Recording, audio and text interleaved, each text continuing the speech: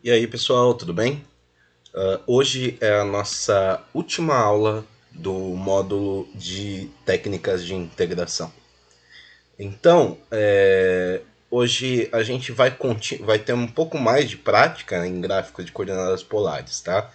A gente acabou no último vídeo de encontrar o, o, a área, né?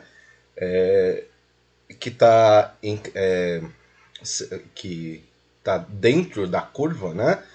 R a gente encontrou a área que está dentro da curva, R igual a 2A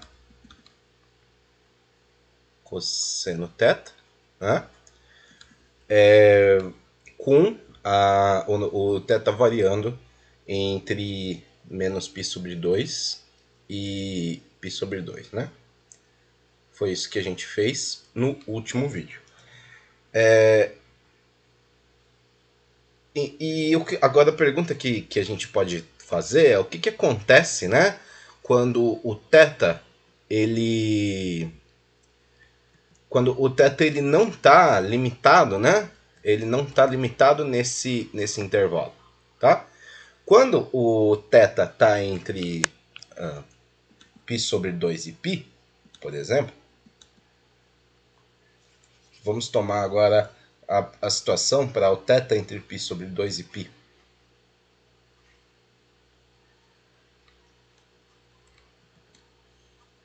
Tá? O θ é negativo, né? Quer dizer, a função, o r é negativo, né? Por exemplo, quando o θ é 3π sobre 4, que está nesse intervalo, né? O cosseno de θ é menos raiz de 2 sobre 2. E o r vai ser menos a raiz de... não vai caber. E o r vai ser menos a raiz de 2. Né? Se a gente move uma distância negativa a raiz de 2 na direção do ângulo 3π sobre 4, a gente vai ter um ponto de coordenada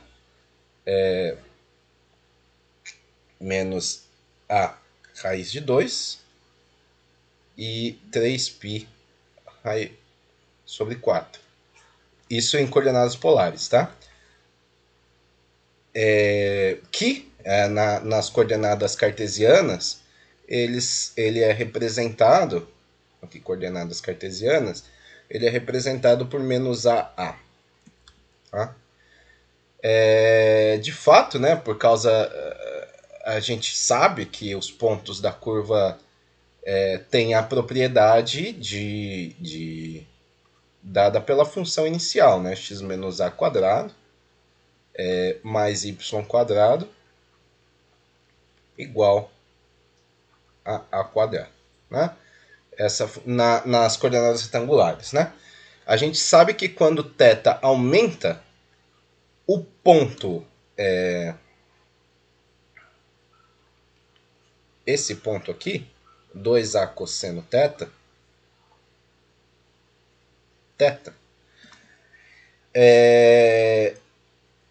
ele se mantém, né, na mesma curva.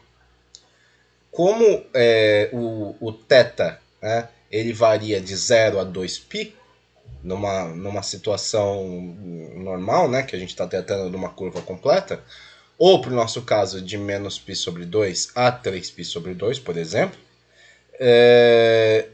esse ponto viaja ao longo do círculo duas vezes, né, porque ele tem uma velocidade diferente da velocidade tradicional, né?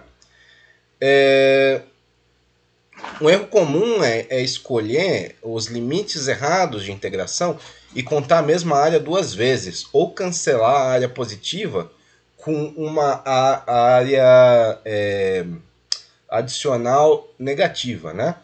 Então, isso é uma pergunta importante, isso é uma questão importante para a gente prestar atenção.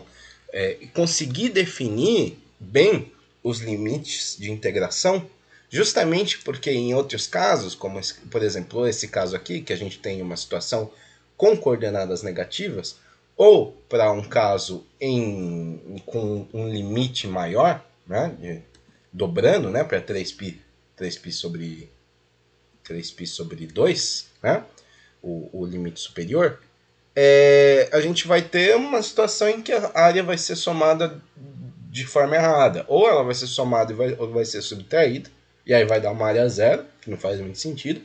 Ou ela pode ser dobrada, triplicada, quadruplicada. Então, isso é uma coisa importante para se atentar.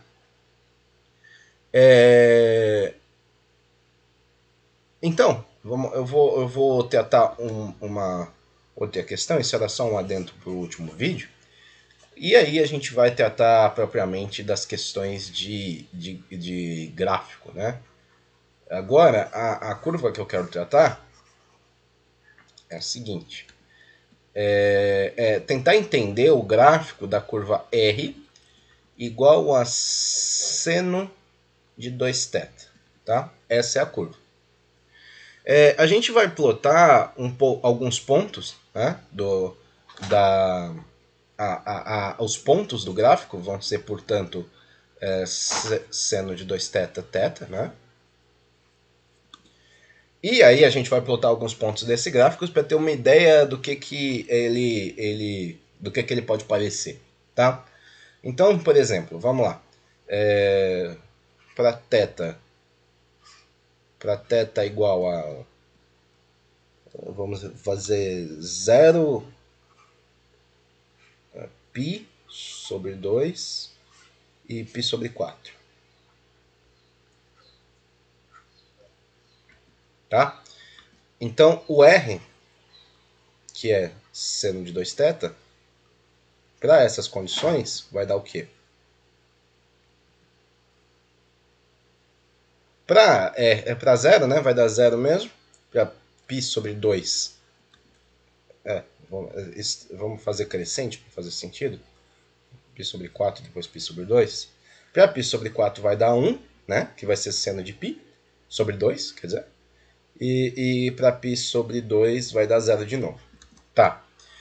Então, note que o seno de 2π é maior que zero nesse intervalo, de 0 a π sobre 2. Então, a curva começa a dar origem, né? Ele vai até o ponto 1 π sobre 4, tá? Isso em coordenadas polares, né? Que é equivalente ao ponto raiz de 2 sobre 2, raiz de 2 sobre 2 em coordenadas cartesianas. Então ele retorna à origem e o θ, enquanto o θ ele vai se movendo, né? Ele vai decrescendo, né? Então a gente vai ter uma coisa assim. Para essa parte aqui, a gente vai ter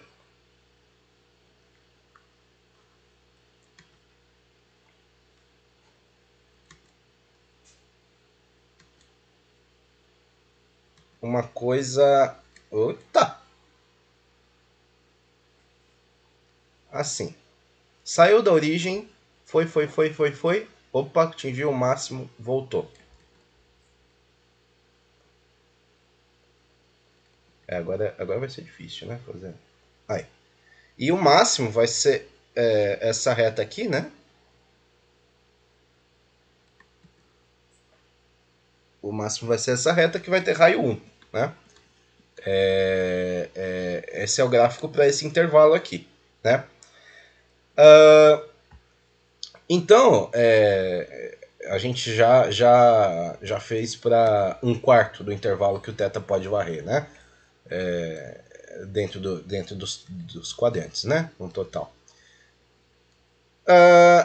E aí a gente tem que pensar que por causa da simetria da função seno, né?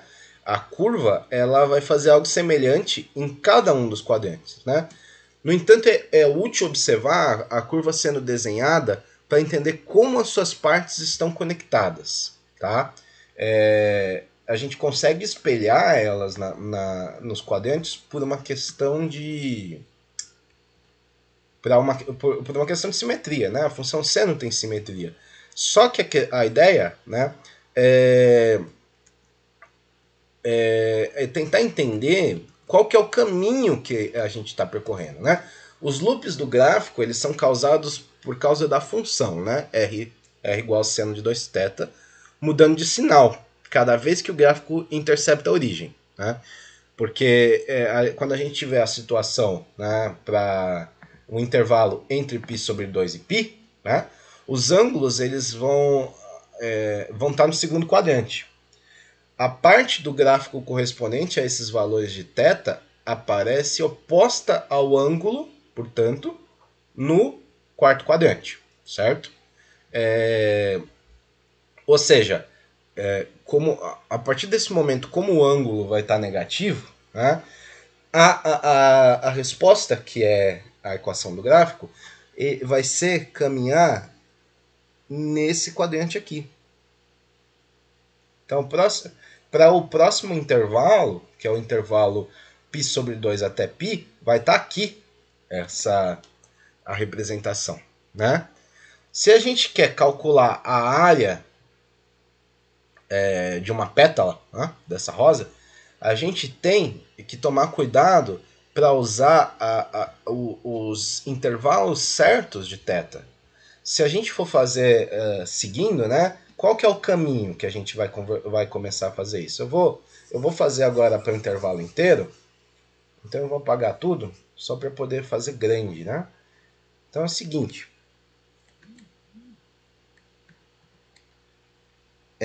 para o intervalo inteiro,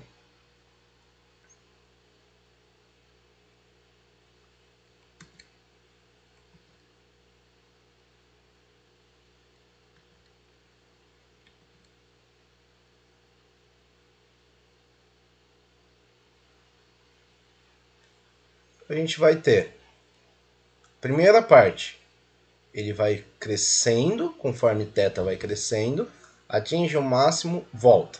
Beleza. Então, o caminho aqui é, primeiro aqui, esse é o primeiro passo, né? Depois ele volta por aqui. Esse é o segundo. Próxima parte, ele vai vir para esse quadrante.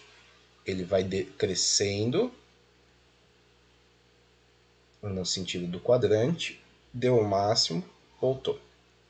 Então, aqui o caminho é por baixo, tá? Esse é o terceiro caminho, voltou próximo ao eixo horizontal, né? Próximo ao eixo horizontal é o caminho de volta, né? Qual que é o próximo? Né? Ele cruzou para a situação, o ângulo continua. Agora o cosseno fica positivo, né? O cosseno fica positivo, ele vai refletir no terceiro quadrante. Então, o próximo caminho vai ser, veio para cá, atingiu veio para cá, atingiu o máximo, volta.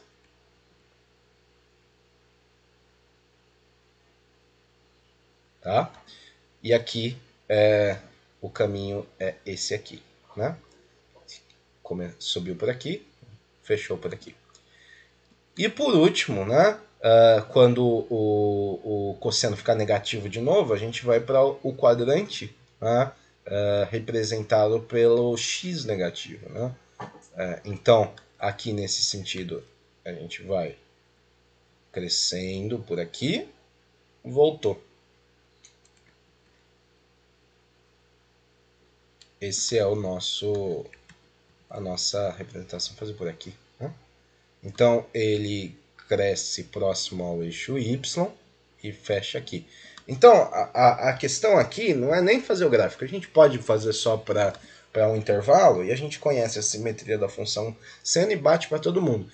Só que, como a gente viu, a gente precisa conhecer o intervalo, conhecer o caminho para resolver a integral, caso a gente queira calcular a área. Então é importante a gente pegar o intervalo certo, tá? Então quais são os intervalos no final das contas, né, para nossa função? Esse aqui vai ser o primeiro intervalo, né? Θ entre 0 e π sobre 4.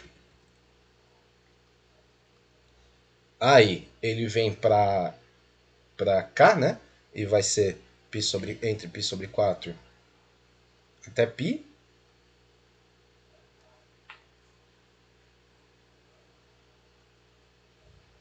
Aí ele migra para cá, né?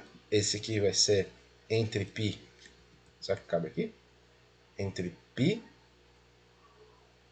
e 3π sobre 4. E aí a gente finaliza aqui, né? 3π sobre 4 e 2π. Né? E aí em cada valor, né, cada extremidade, sempre ele volta para a origem.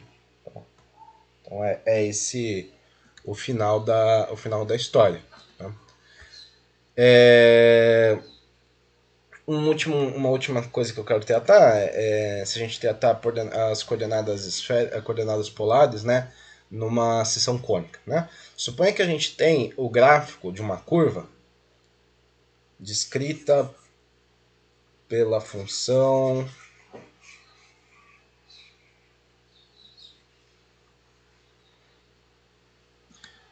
R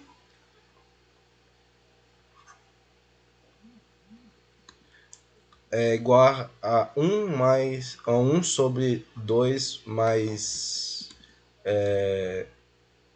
desculpa. 1 sobre 1 mais 2 cosseno de θ. Tá? Essa é a função. Então, de novo, a gente pode começar plotando alguns valores, alguns pontos no gráfico. Né? Então, vamos lá. A gente vai fazer para θ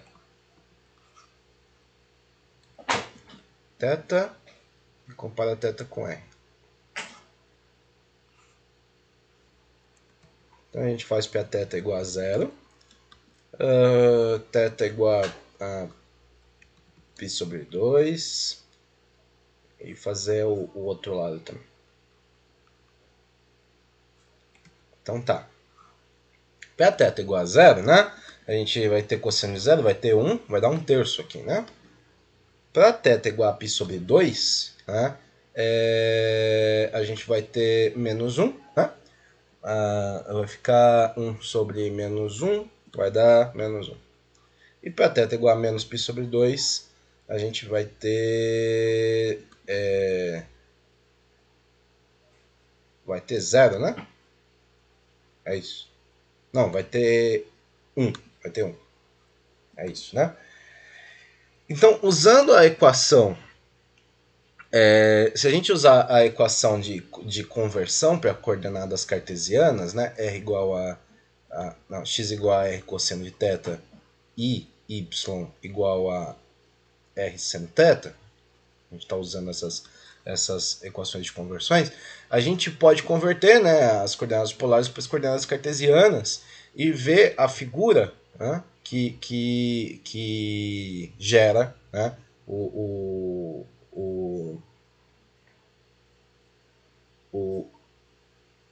gráfico. Né?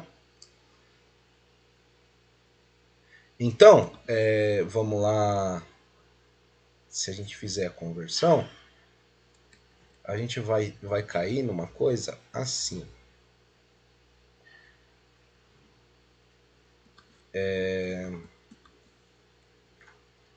Vai ter uma coisa que vai sair de baixo. E bater lá em cima. Certo? E esse é o sentido do movimento. Tá? Então, ele vai... Esse aqui é o ponto 0, menos 1. Não, em coordenadas cartesianas já. Em coordenadas cartesianas 0, 1. E esse aqui é o ponto 1/3, 0. Como que a gente faz isso? Por exemplo, para o ponto de θ igual a π sobre 2, eu estou olhando para essa parte aqui, tá? ter θ igual a π sobre 2, R vai ser 1, né? Tem alguma coisa errada aqui. Não, aqui não é menos 1, aqui é 1 mesmo. Agora tá certo. Bom, então R vai ser 1, né? Então, a gente vai ter aqui x igual a 0, né? Para esse ponto aqui, a gente vai ter x igual a 0 e y igual a menos 1, né? Que é justamente esse ponto aqui. Tá? É justamente esse ponto. Quando a gente tem o θ variando nesse intervalo que a gente está tratando aqui, de menos π sobre 2 até π sobre 2, o denominador da função é positivo. Então, o R é positivo. Né? A curva traçada sobre o intervalo, ela parece alguma coisa, né? Como essa curva aqui, que eu desenhei. Isso é para esse intervalo. É possível, né, para o denominador ser 0. Isso é um problema, porque aí a gente vai ter uma coisa de 1 sobre 0. Quando que o denominador vai ser 0? Bom, ele vai ser 0 quando 1 mais 2 cosseno de θ é 0. Tá? Portanto, quando 2 cosseno de θ é menos 1. Né? Portanto, de novo, é quando o cosseno de θ é igual a menos meio. E quando que essa situação é menos meio, isso implica que θ é o arquicosseno, né? De menos meio, que são os, dentro do intervalo 0 a 2π, os mais ou menos 2π sobre 3. Né? São os pontos em que a gente vai ter 0 no denominador. O raio R vai para o infinito, né? Nessa situação. Quando se aproxima de 0, né? o R vai para o infinito. Né? Então, nas condições em que o θ se aproxima de 2π sobre 3 e menos 2π sobre 3, R vai para o infinito. Então, a curva ela se estende para o infinito, né? Nas direções. Então, eu vou fazer o seguinte. Vou anotar os pontos notáveis, né? Que está começando a ficar poluído demais. Tá? Então, no intervalo, eu vou fazer esboçando, então. Tá? No intervalo que a gente tratou no começo, a curva ela tinha uma cara assim. Né? Tinha uma cara assim e caminhava nesse sentido. Só que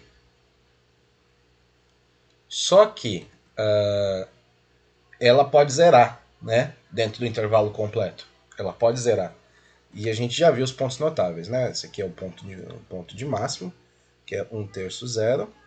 Esse aqui é onde ela intercepta por cima, né?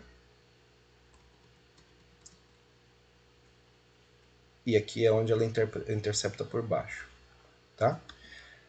Só que, né, para a situação com R igual a 2π sobre 3, né, ou menos 2π sobre 3, conforme ele vai chegando nesse valor, a gente vai ter uma situação de um gráfico em que o raio vai para o infinito. Então ele vira uma reta, né? Então fica assim. Então o nosso gráfico final, né, acaba combinando esses dois gráficos. Então, ao invés de eu ter isso aqui, né, eu vou ter isso aqui nesse intervalo, só que para fora desse intervalo, a gente vai ter um gráfico que ele vai ficar vertical. Então, no final, a combinação desses dois gráficos vai me dar, de fato, um gráfico com os... um gráfico com os pontos notáveis ainda, né?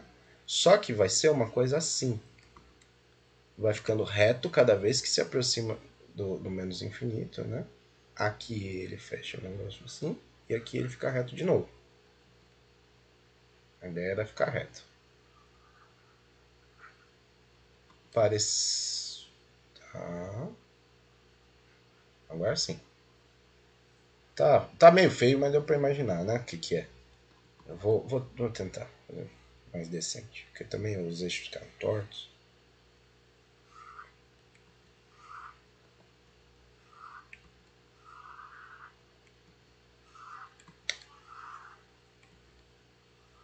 Opa, tá difícil. Então a gente vai ter uma coisa assim.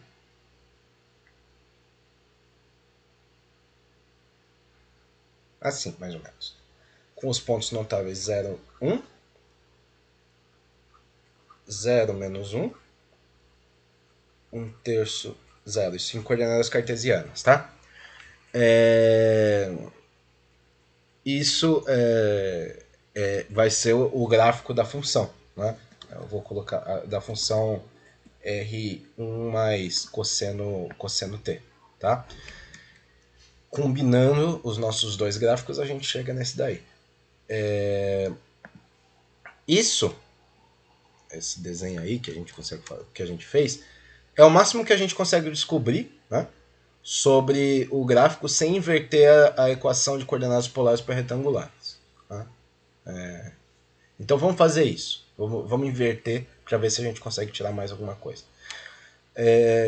Qual que é a equação retangular dessa função? Para responder essa questão, a gente precisa usar as fórmulas de conversão de x e y em função de r e θ. Então a gente vai fazer isso, tentar simplificar, mas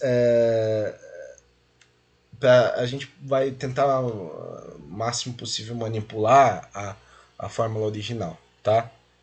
Antes, para poder ficar mais amigável, tratar em termos de x e y. Então vamos lá.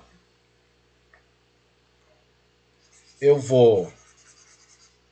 A princípio eu vou apagar isso, mas eu vou dar um Ctrl C caso precisar, tá? Ctrl C. Aí, beleza.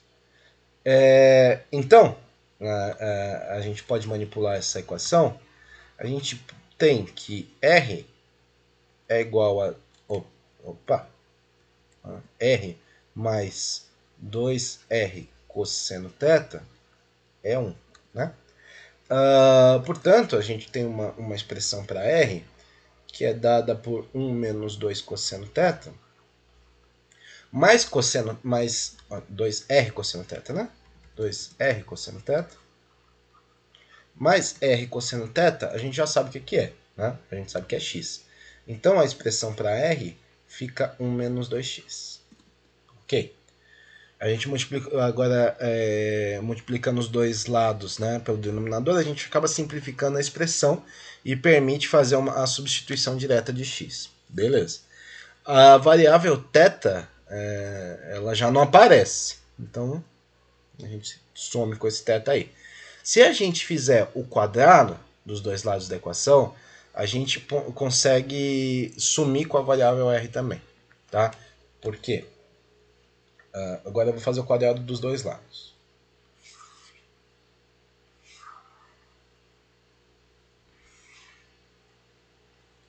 O quadrado dos dois lados vai dar r quadrado, né, é igual a 1 menos 2x quadrado.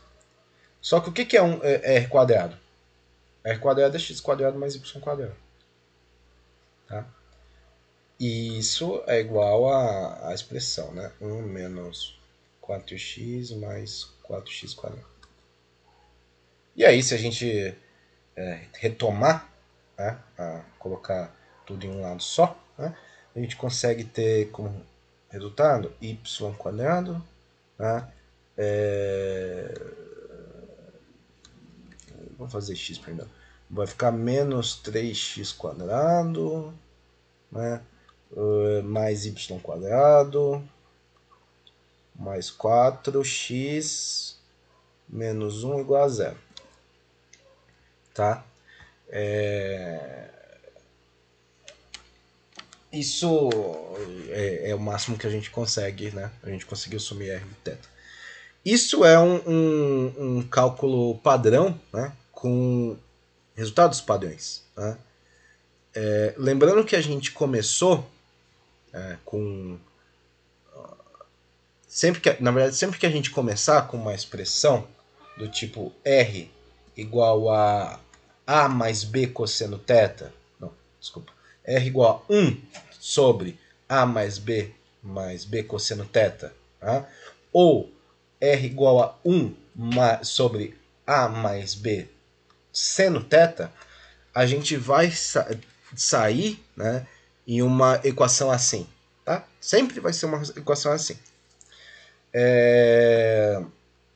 Então, como sempre que tiver uma função desse tipo, uma equação desse tipo também vai sair como resultado, ela é bem conhecida. Como os sinais do coeficiente x quadrado e y quadrado são diferentes, né? Aqui a gente tem sinais diferentes, isso é uma equação de uma hipérbole. Né? Se os sinais corresponderem à equação, se eles forem iguais, né? Forem o mesmo sinal, ela vai descrever uma elipse, né? E se um dos coeficientes for zero, o gráfico vai ser uma parábola. Aí a gente pode recorrer à geometria analítica para a gente tentar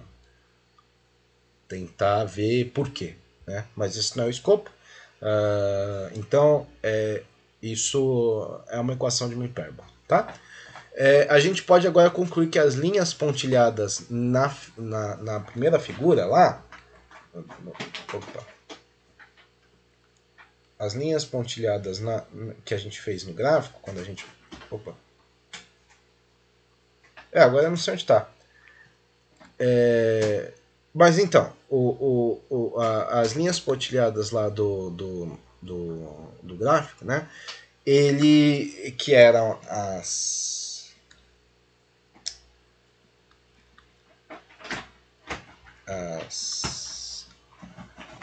linhas verticais, né? Tá? Que quando a gente estava tratando o primeiro gráfico, quando a gente fez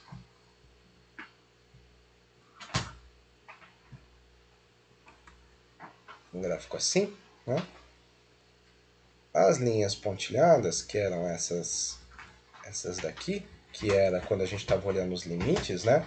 Em que o raio fica infinito. Só um minuto que o gato tá rasgando um saquinho. Preciso... Pronto. As linhas pontilhadas nesse gráfico,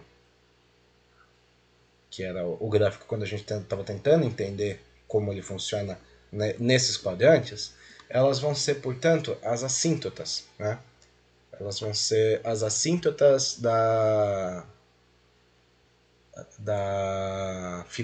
do gráfico. Né? Essa é a ideia. Então, a gente está tratando com assíntotas de hipérbole, né? E isso a gente conhece. Né? E isso é o máximo que a gente consegue descobrir sobre o gráfico, né? Sobre o gráfico, né? fazendo as conversões. Né? Talvez a gente até pode tentar estender, né? Por exemplo, para completar o entendimento da curva, a gente pode perguntar o que acontece quando o denominador é negativo, tá? Isso a gente também pode fazer para estender. E a gente, assim como a gente sabe que a equação da curva nas coordenadas retangulares é dada por essa expressão aqui, né? A gente pode tentar chutar, né, o que acontece para um intervalo negativo. E a gente vê que a curva vai acabar traçando um outro pedaço da hipérbole. Né?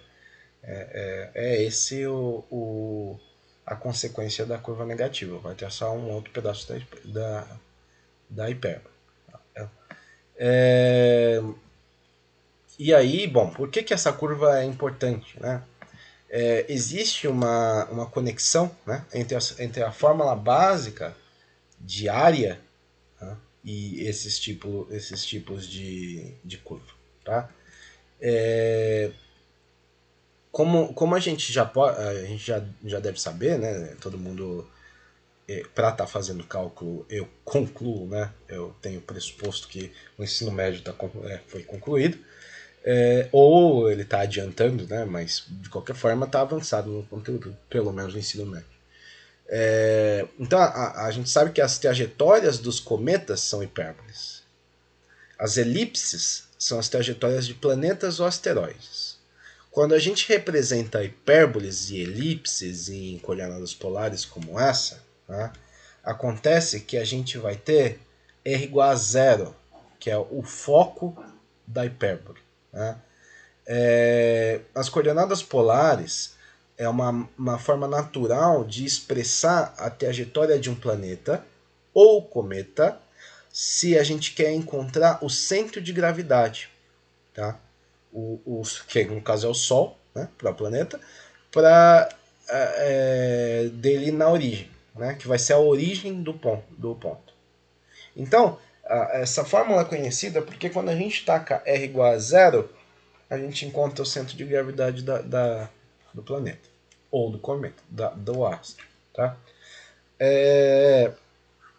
Para o caso, a gente sabe, né, que a expressão para o elemento de área nas coordenadas polares é dado por... Eu não estou conseguindo apagar os elementos de área. É dado por meio de r quadrado de θ. Né? E no nosso... que isso é uma fórmula central na astronomia. Tá? A segunda lei de Kepler, né, ela diz que uma curva, né, ou uma linha que se une, né, um cometa ou planeta ao Sol, tá? Então, se a gente tem um planeta girando, a gente traça uma reta do planeta até o Sol ou do cometa até o Sol. Essa linha, ela varre áreas iguais em períodos de tempos iguais. Em outras palavras, a taxa de variação da área varrida é constante. Ou seja, né, do ponto de vista matemático, dt, a derivada temporal da área, é constante. Tá? Isso acaba dizendo que como um cometa, ele viaja, à medida que um cometa ele viaja, né, ao redor do Sol, ou então de algum outro centro de gravidade, né, pode ser, sei lá, ao redor de um buraco negro, a velocidade varia e varia de forma previsível. Tá? Como o dA, a gente sabe a fórmula do dA, a gente vai concluir que esse dA dt, aplicando a fórmula aqui, vai ser 1 meio de R2, 1 meio de R2 d θ dt. Né? Então, combinando isso com a segunda lei de Kepler, a gente tem que essa expressão aqui é constante. Né? É a consequência da lei de Kepler. Tá? Hoje em dia, né, em tempos modernos, né, o que essa fórmula está dizendo é que o momento angular é conservado, que é uma consequência importante da física. Os objetos de Kepler, que o Kepler estava observando, ele não estavam sujeitos a atrito ou resistência do ar. Mas a equação é a mesma usada para descrever por que um peão continua girando depois que a gente solta ele. ou porque uma patinadora gira mais rápido quando puxa os braços e as pernas para dentro. Então, isso é uma consequência importante, tá? De uma lei fundamental na física, na mecânica clássica, tá? Que é a conservação do momento angular. E aqui a gente encerra as técnicas de integração. Então, no próximo vídeo a gente vai começar o quinto e último módulo do curso de cálculo de uma variável, que a gente vai começar a explorar o infinito. Tá? A gente vai ver quais são as propriedades interessantes que o infinito, o conhecimento de funções no infinito, ou estender relações até o infinito, pode nos trazer. Ok? Era isso por hoje e até o próximo vídeo. Tchau, tchau.